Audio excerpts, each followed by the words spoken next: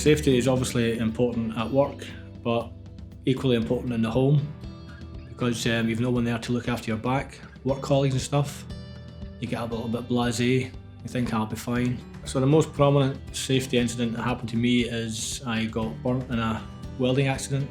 I got blasé, I thought I'll be fine, only a quick weld, and unfortunately that's when the accident happened. Got burnt all down 35% of my body, and purely from not wearing the correct PPE at the right time. The best safety message is just take 5.